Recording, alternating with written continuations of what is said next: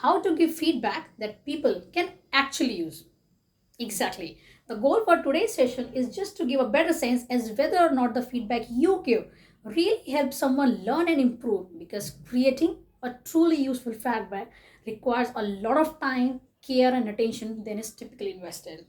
So let's understand what is strategic developmental feedback that is built using careful thoughts and insightful construction so as to ensure that it is, first, big picture focused. Most useful feedback answers this question.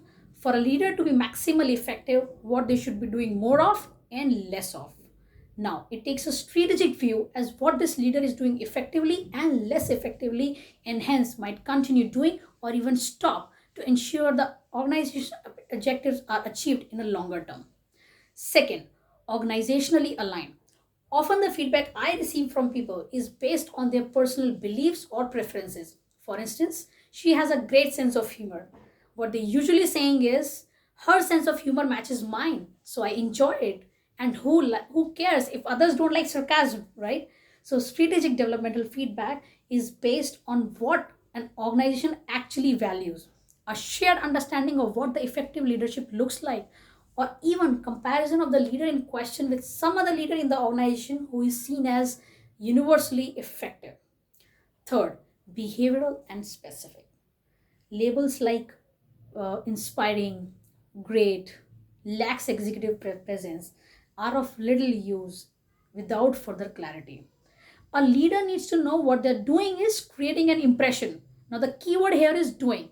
So, useful feedback actually is based on what the leader is actually accomplishing, and that works.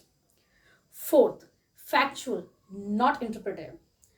More often, I see feedback being described using adjectives that interpret leader's behavior. For instance, he is self centered, she lacks confidence. Now, even if you know that a particular leader's behavior stems from his or her lack of confidence, that's just your interpretation, which may or may not be accurate. So, be careful about it.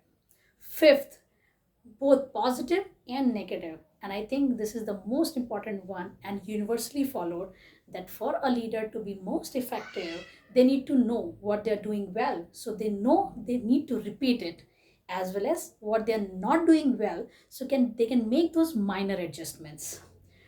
Believe me, even if we all struggle to hear it, negative feedback is very important because it serves as a fuel for the changes that are absolutely needed.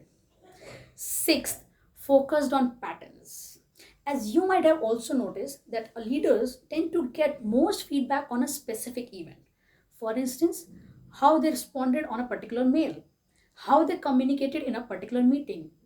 Instead, useful feedback actually focus on a pattern of behaviors that leverage specific events as example, because looking at patterns helps alleviate recency bias, where we tend to recall or overweigh events in our near-term memory. Seventh, and very important, linked to the impact. Imagine if I tell a leader that she is a clear and concise communicator. That might sound great or maybe intellectually interesting to her, but nothing beyond that. Instead, if I tell her that her clear and concise communication has actually motivated a lot of colleagues and helped them better understand organization's strategy and what is needed from them, don't you think that she is going to prioritize this particular behavior over any other? Think about it. Last but not the least, prioritize. As adults, we can only focus and work upon a few concepts at a time. Now, imagine a vice president of the organization giving a list of 20 developmental areas to his senior executive to address, mentioning that all of these are important to work upon. Do you really think that senior executive can attack all of them and work effectively? You know the answer for yourself. So, putting it all together, instead of saying that you are afraid of conflicts, a strategic developmental feedback would sound something like this. Your top two strengths, based on their impact on business, are strategic thinking and strong networking or building relationships. More to follow on that. However, one important gap that you need to fix or work upon to get to the next level is how you navigate through the conflicts. Our organization is very direct and value leaders who confront issues head on without inauthentic positivity. The pattern for you is that you, when do not agree to a colleague's position, continue to remain silent, showing that you are in agreement.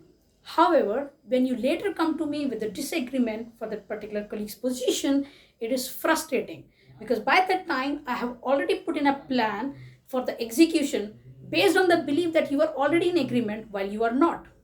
Now, that causes rework and lowers my trust in you. And let me give you a few examples where this has happened, etc. etc.